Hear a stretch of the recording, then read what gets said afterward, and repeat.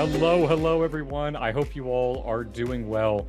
Welcome to another Meta Horizon Creator Program event. You all know me by now. My name is William Chandler. I am the MHCP Community Manager, and I'm joined today with some tremendous friends over on the Meta side of the house. Um, I guess if our SMEs want to go on ahead and introduce themselves, starting off with Alexander.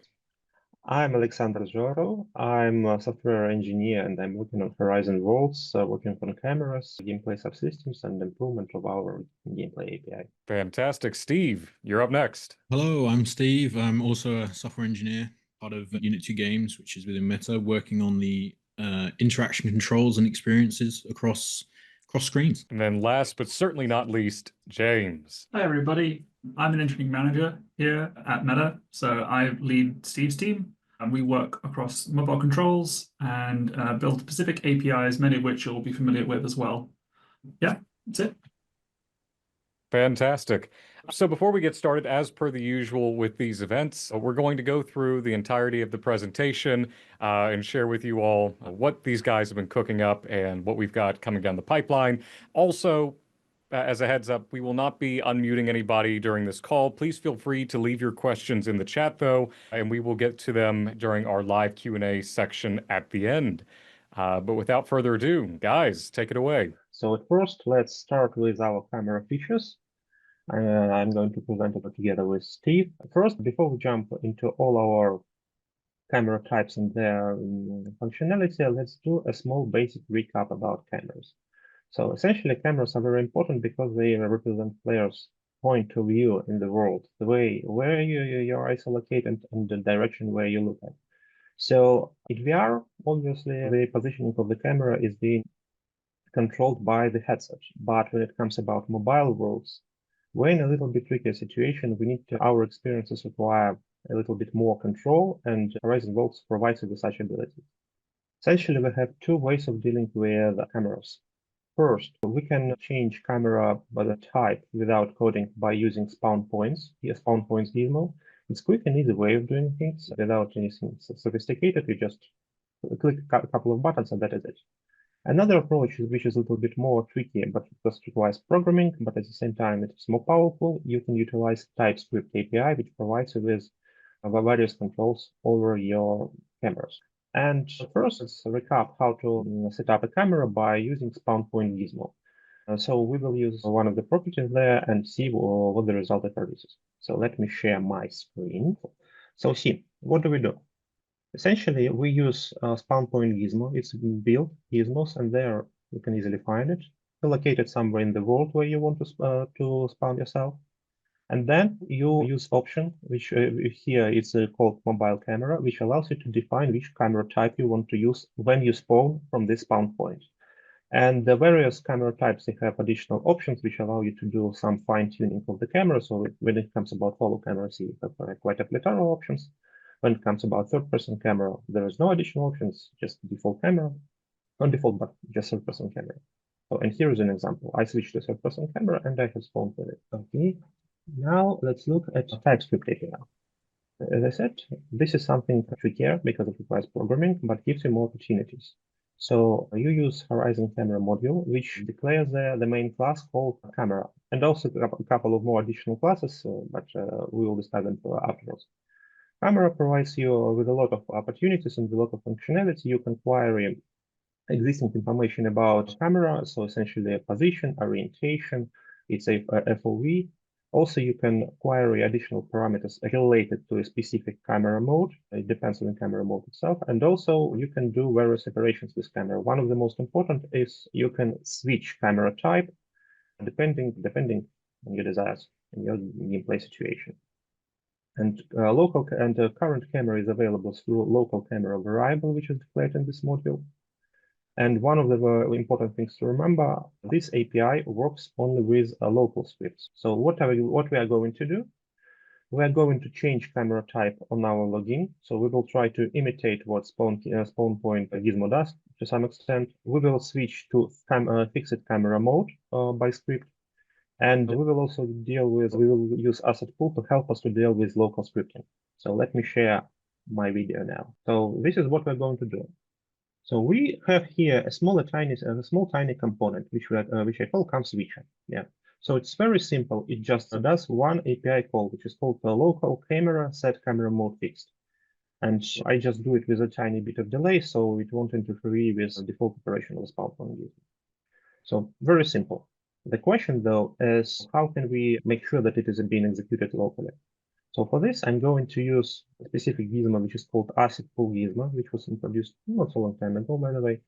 And I'm going to create an entity, and they will, which I call cam switcher. And this guy inside will have this cam switcher component, and we will store it as asset template. And this asset template I will insert into asset pool gizmo. So what will happen now? Now, for each player who connects into the world, asset pool gizmo will instantiate this cam switcher and will switch its ownership to local ownership to the player connected. So now our script will be local and it will work and will switch camera mode as I have written there. So let's just go into play. And here we are. 1 second passes, and here we are. We have switched to fixed camera mode. And of course, you may have more sophisticated situations. So, for example, you can have a look at camera example world. It uses a little bit different approach with local scripting when when one of the manager classes subscribes to a player enter world event and does assigning of local scripts manually. It may be required for some more sophisticated use cases, but for simple situations, you can use asset pool gizmo. Now we're going to make an overview of our camera types. So we'll kick off with our latest addition to the cameras, which is our follow camera, briefly shown in the video just before. So this is one that, again, completely new. We've added it early this year, and it gives the creator and yourselves all the options that we could have thought of at the time, which I believe has the most options for any camera given so far. By default, this is set up to rotate behind the player as they move. We've given it some dead zones to kind of give you a nice ease in, ease out kind of area of movement and kind of reduce the use of needing to move the camera directly yourself. Kind of gives you more of a lean back experience, a kind of single stick experience, which I've noted there as well. It kind of makes it easier for all those kind of social interaction worlds or more kind of less intense worlds on the camera being very specific to be angled or rotated around certain points. So much more usable in the sense of a general aspect of cameras. Recently, we have set this as the default option on spawn points. So any new spawn points you create will have the follow camera as default, which it used to be the third person. Next slide, please. For the follow camera setup, again, it's default. So if you check a spawn point of a new world that you create, it should have follow camera with all of our kind of prearranged defaults there for you. And you can just get going from there. Any tweaks that you like to do are all managed on the spawn point. You can do this through API as well, but if you just want to get in and start tinkering, it's easier just to go on spawn point, jump in and out of the simulation. The options we have here are the auto follow delay. This is where you go into the simulation, and if the player starts moving, there's a bit of a delay from the first point on when the camera starts to rotate behind. We have continuous rotation set to false by default. If you set this to true, this will continually rotate all the way back behind the player if no interaction is done once the player stops moving. So if they stop moving, leave any touching on the camera or input, don't touch anything. It will just slowly rotate back behind, dependent on the camera speed. Camera distance is one that was inherited from Orbit Camera, allowing you to set just the distance away from the avatar. Or allow horizon leveling. This is one where the pitch, I believe, of the camera is automatically rotated down, so the horizon is a nice flat line across everything, and it just keeps the angle down, which allows you to not need to worry about angling over or directly tinkering with too much, and it just sets everything nice and flat for you if you want to set up a certain world this way. Rotation rate is based on the speed of how quickly you want it to rotate behind the player. This does also affect the turning circle, so you could have really quick turning circles and spinning donuts, or you can have a nice large turning circle so you can just have everything casually jog around. Here's a few examples of worlds that have picked up follow camera already, some of them recently released like Profit or Perish and Pets Park, and some that have had nice updates to include this, which are Bobber Bay and Pizza Kitchen, Shovel Up has been pushing the development of follow camera as well, because they've really wanted to get the certain modes and aspect and feel into it, so they don't have to rely on camera movement. They can just allow the player to move about and use the interactions and dig up all the things they want. Here we can recap other camera types. So these are now going over our existing ones, and we'll just go through and make sure we can just recap everyone's knowledge on everything that's there and some use cases for each. Let's me talk about attached camera. So this is an interesting thing. Essentially, under the hood, it is third-person camera by its implementation, but it has one interesting feature. You can attach camera to any entity, and that gives you an opportunity to create more custom gameplay situations. For example, if you want to have some kind of surveillance camera, for example, yeah, you can use attached camera for this opportunity. Or if you have some kind of vehicle-like objects, you can use attached camera to attach it to this object and move it around. Or some games use it like Jabbo, for example. They use attached camera to essentially orient camera on your puzzle, and so you will have a perfect point of view of the puzzle. At the same time, it's not connected with the player, because player is not present there. It's just a puzzle game with player being somewhere behind the scenes. And let me show you one of the possible use cases for the attached camera, how this potentially can be implemented. We'd like to create some sort of mode where we control surveillance camera, which monitors some door. And when we go to the computer, we want to be able to enter control of the camera and be able to see what happens inside. So what we are going to do? First, we are going to create a tiny script which will be responsible for the behavior of the camera. So what we are going to do, there we will just rotate back and forth our surveillance camera, and also it will issue a network message whenever we will press the button on trigger gizmo. So in this network message will go to our local script responsible for camera controlling. So there, again, logic will be very simple. We will just catch this event, and when this event is being captured, we will switch to camera mode attach for some time. And we will use our camera entity as a point of view. And that is what will happen. So see, we have a custom entity, it rotates and so on. We go here, press it, and here we are. Point of view from an absolutely different kind of object. And this is and this is the ways how you can use attached camera in different circumstances, in different situations, and also, let me just work into the very beginning. And also, this is an approach how you can use different entities to stop your points of view in your gameplay situation. So you, for example, can place empty object somewhere, and they will depict the point of view, and it will be visual addition for you, because you will be able to locate your point of view visually in the editor, and you don't need to hard code it. And then you will just write a piece of code which will set camera mode attached to this entity, and then it will go there. So this is one of the opportunities attached camera provides you with. Now let's talk about pan camera. Pan camera is also a camera with a little bit different kind of behavior. It always looks at a player, and you define shift from the player. So what's the purpose of this camera? So here, that's how options of the pan camera look like. So we define camera offset. And for example, if we define camera offset only along x-axis, like we will create platformer-like experience, side view, side scrolling. And this is one of the use cases how pan camera can be used. You can create side scroller experience with very small effort. But also, if you define offset along all the axes, you can create some sort of action RPG point of view, which reminds other video games. And this can be used in like RPGs.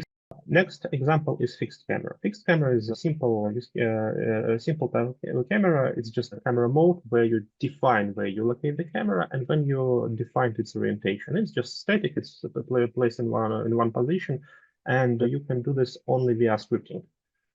Use case for this can be use cases can be various. So, for example, you can define locations for some cutscenes, or some puzzle games may use a fixed camera to define your static point of view on your puzzle which you play. Also, some games like Chicken Tag, they use this camera. Like there are some moments in the game when you switch to fixed camera and observe the whole surroundings around you. It's also one of the possible uses of this camera. It's some I would put often it's something auxiliary which you can use like as an intermediate state of your camera to switch for a couple of moments and then switch to a different camera. Third person camera. This used to be the default one on spawn points, so this was picked up in quite a lot of the existing worlds just because not many changed. This was normally one that was made for shooters and over the shoulder kind of aspects similar to things like Gears of War. Could have been like the basis of it originally, but it was brought in for things like Super Rumble and Citadel, where you've got a crosshair in the middle and you're looking over the screen and everything's kind of big and clear, but you can still see your character and you have the movement of strafing rather than completely changing direction. So the camera allows you to kind of sidestep and allow you to backpedal, but always moving forward is how you get your fast sprint. Any rotation to the camera on this does change the kind of the way the avatar is facing, so it does direct the movement, and you're typically always facing away from the camera. If you do get it to rotate in front of the player, there's kind of a slight delay, and then the avatar just turns around and gets ready to move in the other direction. Here we are onto first person, which is always the look from the eyes, and everything is very kind of close up in that sense, where you are more in the first person shooters or you're in a game where you need a lot of precision, which is where Prophet of Perish uses the first person camera in the rooms and the mini games to make sure that you get to see as much as you can without the avatar covering up certain areas if you're in an enclosed space or if you want a certain stylized view, such as the Crossbows game. Orbit camera, this was the basis of follow camera, where it's not linked to the player look rotation, so the camera can always rotate around and the player is dependent, or the player's movement is dependent on where your input from the WASD or the virtual joystick. It allows you to do a free look around the player to see anything around you. So in chicken tag, you can get yourself into a nice spot and then just keep looking around to see if anyone's coming near you. And it's a really nice way to have a view of wider areas of kind of worlds without having the player rotate around, gets you those nice screenshots if you ever want to try and get a quick little selfie while you're standing up there with the chicken. Let me speak about camera live properties. This is a feature we added this year, and this is a feature which allows you to access some camera mode specific properties and adjust them at runtime.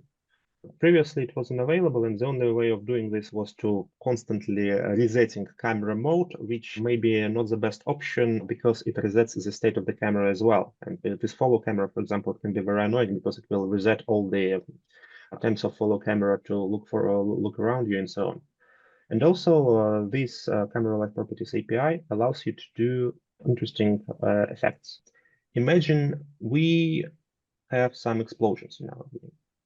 And let's have a look how we can improve these explosions. So please let me share the video. So imagine you have several triggers, and when you step into this trigger, some explosion explodes. Okay, well, it's something fancy, but it's not enough. We can improve the situation. So imagine you have some kind of script which emits these particles, and there we will also add just a simple sending of a network event, which will be again captured by our local camera script, which is responsible for camera management. There we will understand that a shake has happened and use this value to we will write some neat formulas, and then we will use these formulas to adjust offset of the current camera mode. So we will access this camera mode through acquiring the camera mode object from the local camera. This is a special type of object which is responsible for holding current values. And there we can adjust these parameters at runtime. So for example, here we will adjust vertical offset if we are in a follow camera, or here we will adjust position offset if we are in a pan camera. So this will introduce some shakes. And what will it lead to? See, now we have some sort of camera shakes, which gives us additional feedback about what is happening on the arena. And at the same time, because they have written it in such a way that it requires for pan camera properties as well, pan camera will have these parameters either. And here we have some sort of shakes in our pan camera too. So the main thing to remember, the function is very simple: give camera mode object s, and here you pass the type of a camera, and then you receive a camera mode specific object with parameters. Perfect. The force look camera API, something new that we've added in, which is a replacement of any kind of hack use of aim assist that creators might have been able to do to try to help aiming or anything like that. The issue was that aim assist was a user setting, so they couldn't really depend on it too well. So here we have a nice force look camera API, which enables creators to focus on a player, any entity, or even just a point in space based on a vector 3. This allows us to just work around anything cinematic if you want, anything to focus on. So you can go with like quest pointers, or as we have here, we're just kind of aiming at certain targets, which can be useful for anything to do with a minimal shooter without smart precision on the rotations. Next slide, please. Here we have Focus on Custom UI, again, also a new addition this year. It removes kind of a friction of the usage of custom UI where you had to interact with it before you could do any interaction within the UI itself. And so an example of this was a creator would have a inventory need to pop up. You'd have to interact to bring up the inventory and focus on it. Then you could interact with the inventory itself. Whereas using this new API, you can trigger the focus as soon as you press a button to initiate the inventory being spawned. It will then focus into screen, removing the whole spawn inventory. Click on the inventory, then you can work in the inventory. A nice easing kind of way of around it, and it works with quite a lot of the camera easing based on this GIF here, and allows you to do quite a few different things with offset, rotations, and transitions. Now let's talk about something a bit different. Now let's talk about haptics. So what it is? So haptics essentially these are the vibration feedback you may feel in some game situations, in some game circumstances. Previously, haptics was available only for VR, and you could feel vibration in your controllers. Now we have enabled this feature this summer on mobile as well. And now you can feel your vibration in mobile worlds, and we reuse the same haptics API which exists already. So it means that if, for example, someone's world walked in VR with haptics, if you play this world on mobile, you will feel the haptics in the same situations. And to make the situation a little bit more interesting, we specified mobile vibration effects with respect to mobile devices features and properties. So we utilize the specific abilities of haptics devices on iOS and on Android as well. And overall, the vibration curves are a little bit more interesting comparing to what we have in VR, because in VR they're just straight lines, but comparing to mobile version, they are curved and this follow. So how to use it? Essentially, usage is very, very simple. First, by default, haptics works in some predefined game situations for any role. So whenever you jump, whenever you on the ground, whenever you make a step in the steps, or whenever you pick object or drop it, you will feel some tiny vibration. You're not required to do anything for this to feel. But when it comes about game situations, you need to perform a script call. It's very simple, just one play haptics function over right or left hand of a player.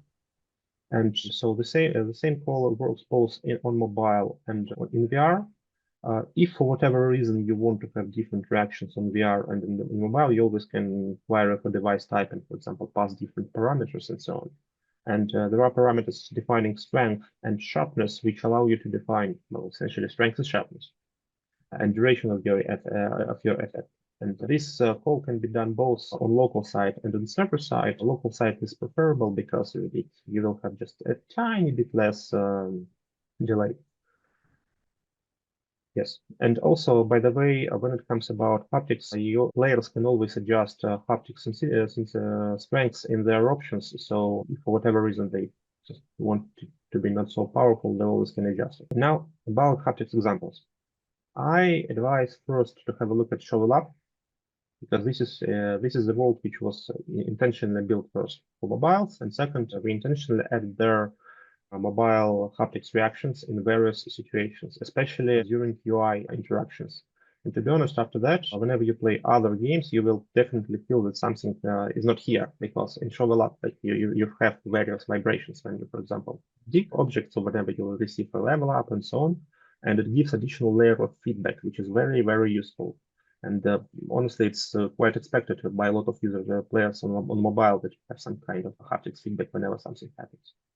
And at the same time, you can have a look at the Super Rumble as well, which provides us with the example of a backward compatible vault. It's a vault which initially had haptics in VR, and just when we enabled it for mobile, it started to have a mobile haptics reactions as well. And it has some very interesting examples of haptics reactions, like Railgun, which is not just plain one vibration, but it imitates charging of this weapon. And now let's talk a bit about input features and interactions. If you create a grabbable object, a grabbable entity, you can define its interaction type to physics and grabbable, which will enable physics for this object. So it means that after you drop it from your headset, it will fall on the ground, which understandable. But the trick is that unfortunately this physics was enabled always, so it meant that whenever you walk and you accidentally touch some wall, your object will interact with this wall, for example. And overall the behavior was laggy. So we introduced an ability to disable physics while the object is in your hands. It's being controlled by a tiny option which is available. This is perfectly suitable for mobile worlds because on mobile, obviously, you have much less control compared to VR, and there this option is really needed. What does it mean? See, to the left, this option is disabled. Physics works all the time. So we see that the character, whenever it has this object, accidentally touches the wall and the object behaves very strangely. But at the same time, if you compare to what happens to the right, the object doesn't interact with walls and behaves much less strangely, and at the same time still, if you drop it, it falls on the ground. So advice here is to use this option as much as possible for such objects, especially mobile worlds, because it makes your life easier. To such extent that we consider to make this option default, but only for new type of objects. It's a work in progress. Also, mobile gestures API. This is something which was introduced not so long time ago as well. And this API allows you to detect several interactions in the focused interaction mode. So what does it mean? You can detect taps, long taps, swipes, pan, and pinches. And whenever and these can be very useful for various more complex gameplay interactions. So first, do not forget to enable this API in your script settings. So it's a module called Horizon Mobile Gestures. And after that, you will be able to use one class from this module, which is called gestures. Work with it is very simple. You just enable focused interaction mode, which means that now you will be able to detect all your touches within the screen. And then you subscribe to appropriate event, for example, to on pitch. And you will be notified when this event happens. You can enable some kind of map interaction experience where you use your fingers to zoom in, zoom out, to rotate them in the map or whatever object you want to look at. So which again can be easily be done with this API. Another use case is if you have some kind of match 3-like experience, you can, for example, well, not match 3 precisely, any kind of puzzle. You can use this API to have more complex interactions like a long tap or swipes and so on. So you can have more opportunities for your gameplay. You can have more complex reactions, and again, it can be done with this. We've added a few focused interaction options. So when you do enter focused interaction mode, we can disable the exit button. This allows you to keep the player forced into focused interaction. You can still remove them via the API and the code, but this prevents players from backing out in games, things like Jabby Jabby, where you are fully forced into focused interaction throughout, and it's all managed via scripts on the creator side. And this just prevents any issues of you always having to listen for the exit interaction to then reforce them back into it. We can just remove that back button in the top left corner. Here we have configurable interaction range on trigger boxes. This new option allows you to set distances of how far or close you need to be to interact with certain areas. This doesn't change the line of sight checks. So if that interaction is behind a block of wall or anything like that, the distance is not overriding that wall. It doesn't leak through that wall. But this allows us to kind of set up any range that you like. Similar to kind of any animation that you can pick up, you can set up certain avatar poses. And by default, the animations always used to go into a relaxed animation after a while. So this use case here on the right is someone using a mock torch. You don't really want them to rest their arm and the torch be pointed up. So we want to disable that automatic kind of idle animation. This used to be only via a script sort of hack, but now we've kind of exposed this to a nice toggle on the interactable where you can just disable it and they're forced always in the active state, which is the bottom. Animation callbacks. This is one where you can set up listeners for the starting and stopping of certain animations throughout your code. The use case of this is to kind of work around things so animations don't glitch, and you can set up code to fire off to make a nice sequence of certain animations or flow or kind of code hooks that you want. A use case for this is delay the firing of a bullet until the shooting animation or a reload animation is fully complete. So rather than setting arbitrary weights, you can set up an animation and listen for the stopping point of that animation. Rotating the avatar. This is one that we've had requested quite a bit before, but it allows you to change the orientation of the avatar so it's focusing on a certain point. So it's a bit different to the force lookout. Force lookout manages the camera, whereas this manages the avatar's root position, so it can just change an avatar to a certain point. For example, if you go into a kind of training montage of a boxing ring with an overhead boxing point, you can angle and rotate the player so they're correctly facing what they're meant to be animating towards or interacting with, and it allows you just to have a nicer look in your worlds. So I believe I'm handing over to JJ. So I'm going to be covering for someone that couldn't be here today. So I'm going to be covering on some of the custom animation options that we have available now. I'll try to answer any questions as well at the end, best I can, but we don't have a perfect subject matter expert here today. But in summary, this is a new system that we added very recently to allow you to build your own animations to play in worlds, and this is available now as well. There is some really good documentation on the creator site on what is required here. You can author using various different tools. There is a rig available as well for reference to show you how to do that. And then you can import those assets and play them. We're going to be adding some more options for pausing animations at the end of the animations as well, and some extra ways that you can use those animations. But yeah, at the moment, I would suggest checking out the documentation for like a really in-depth guide. It is quite complicated to do just because of like the level of customization that's available there. But it adds a lot to your worlds if you've got special needs in the worlds for specific types of animations. This is kind of an example of what it looks like to actually trigger animation once you've built that using a third-party tool. There are some options in it at the moment, but we are looking at extending this as well. So this is like in active development as well. Cool. Moving on to some controls, UI customization options. We've recently added options to upload custom textures the same way that you can use for custom UI and provide those to inputs that you're already using on grabbables. We did have a limited support for this before, but we now support it for custom bindings as well as for replacing things like the jump button. So this allows, if you just want to use a simple additional icon to make clear what your action's going to happen when you use an item in your world, you can do that now. This does work with all the system controls. Obviously, you still have the option that we've already got available to remove the system controls and to build your own like entire control layout from scratch if that would be better for your world. But this provides quite a useful way to, if you're comfortable with the current layouts and you just want to add an icon to make it clearer what items will do what, this makes that a lot quicker as well. This is kind of how you set it up. You can upload the textures the same way that you're probably all familiar with from anything that you've done already with custom UI. And then you can provide the icon asset ID and use that to pass that through when you're registering inputs. And this is kind of an example of how you do that. The last thing that I want to just draw people's attention to, probably familiar with this already, but the ability in the desktop editor to preview with different devices is something we added this year as well. We only have a limited number of preview devices available at the moment. We're looking at expanding that as well. This allows you just to simulate the device as if it was a mobile just within your desktop editor. You can control whether that fits the viewport or whether that's just at the actual resolution as well. This can be quite helpful just to sort of get an idea of how big things are relative on screen.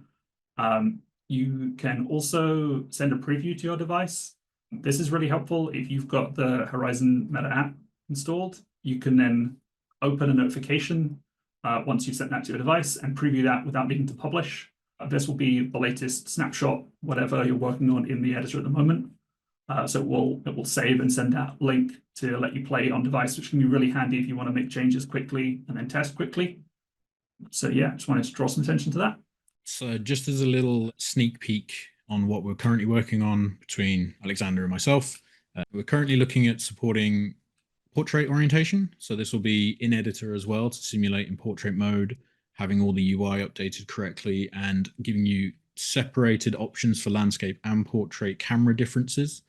This will allow you to set up, test in landscape and portrait in the editor, and then publish in one set orientation once you're happy with whichever you choose to.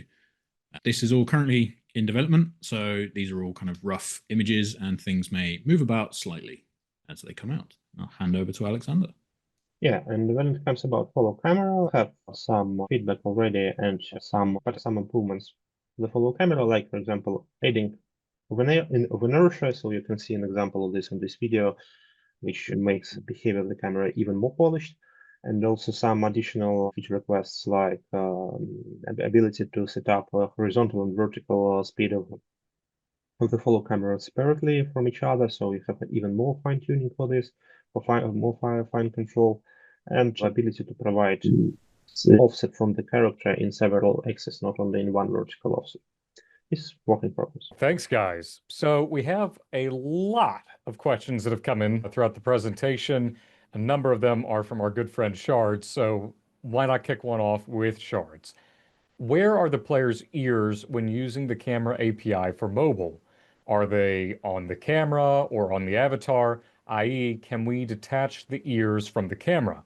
Sometimes it's more appropriate for the ears to be on the avatar, even if camera is moving around. JJ, suppose you might be the best one to answer this one. This is some feedback that we've had before. It definitely isn't ideal in all situations. If you're using a camera that's quite far away, obviously having the avatar ears there makes a lot more sense. We've gone at the moment, they are attached to the camera. We've gone that route because we've had a lot of feedback that felt more natural using kind of like reasonable close distances. People do tend to associate their experience more from the camera, even if their avatar is their avatar. That tends to work better in those situations. We found in some early testing that people were very confused if like the sound didn't match up where they felt it should come from. But yeah, it definitely doesn't work for those long distances. It's something that we want to look at. I don't know when we'll be able to get to that. But yeah, it definitely, as we've seen people building more interesting worlds with like further zoomed out views, top-down views, and those kinds of things, it's definitely highlighted that this is a gap. From Goss Roth, can we get a camera gizmo that outputs both as a feed and as a texture? JJ. Yeah, so I was starting to look at some of the questions as they were coming in and answering some of them. Yeah, at the moment, this isn't an option. There's some performance overheads that people will probably be familiar with as well. If we're trying to render to a texture as well as render to the screen, that does doubles sort of render overhead there. There's probably more interesting things people would want to do if they were rendering to texture as well. If you've used Unity or like other game platforms, you'll be used to using masks as well in those situations to try and achieve certain effects, which can be really helpful. There'd be quite a lot to do in that situation, and it would be quite a lot to balance there. We'd be doubling that kind of rendering overhead potentially. So it is something that we're aware of. It's not a new question, but I don't really have a good update on when we'd be able to, like, when we'd be looking at doing that one. Can we spawn cameras that are detached from a player and instead attached to a texture or an entity? Another one from Shard. Steve, you want to take that? Sure. If I understand the use case correctly, this should be possible with an attached or fixed camera mode where you can kind of transition the view to that point in space with a fixed camera, or you attach it to an existing entity in the world. That should be doable, not specific to a texture itself, but the entity, for example, you could have a player sit in an airplane and attach the camera to an empty object above the airplane, and then you're technically viewing over where the player is, but it's not on the avatar itself, so it is technically detached in that sense from the player. But that's just a rough idea. Gotcha. Yes, I agree with this. Like attached camera is essentially is appropriate. It's an example of appropriate usage of attached camera essentially, and I can redirect here to the part where I spoke about attached camera, and there is an example of such a use case when you attach a camera to some surveillance object, and it is being used as a position of your point of view. Why can't the orbit camera be set on an entity? I added that to the one above since it's the same person, McKinsey. Alexander, you want to take that? This is a known limitation of the API. Fundamentally, there is no some fundamental restriction for this. It's just a restriction of the API. A known issue, cannot unfortunately say when it will be fixed, but well, we know about this. Will this focus work on doors? Steve, you want to take that? I Sure. think this was related to haptics, right? Or was this related to Haptics or something else? this might be the force lookout API. If Yeah. it's the force lookout, this should be doable with Okay. doors because we can pass those in as an entity. You could also work around it if the door is being a bit pinicky as a gizmo, which sometimes it is in TypeScript, but you should be able to cast it. You can pass in a vector3 of the location of the door, or even an empty object which is parented or covering the door in its own kind of sense in the editor. So that should be doable with doors, yeah. Gotcha. Where can I rewatch this session? It'll be available on the MHCP YouTube channel very soon. And then the deck will obviously be in that recording. So if anyone wants to go back and re-reference something, it'll be there. Let's see here. For custom animations, this is a popular one. Is there a way to change the mask of the animation while keeping the animation running? i.e., you have a full body custom idle animation, but you still want that player to be able to have walking animation when they move. So you might want to turn off the mask for the legs so they can move, then turn it back on when they are stationary again. JJ. I feel low lucky because this is this kind of question where I was a bit nervous. I might not be a good enough expert on this, but yeah, the masked animations at the moment they are full body animations only. So this is something that has been requested. It is the next step or the next logical thing for us to do with the custom animation work. It is definitely something that we want to do. I don't have a good status update on where it's at. I believe it's being worked on. But yeah, it's a really obvious logical, especially if you want to like have nice blending. If you want to work on substate machines as well for animations as well, this kind of blending is really important. So yeah, it's definitely a known issue. It's definitely something that is getting looked into, but I don't know like timelines for that one, unfortunately. We've got time for about 2 more questions before we need to wind things down.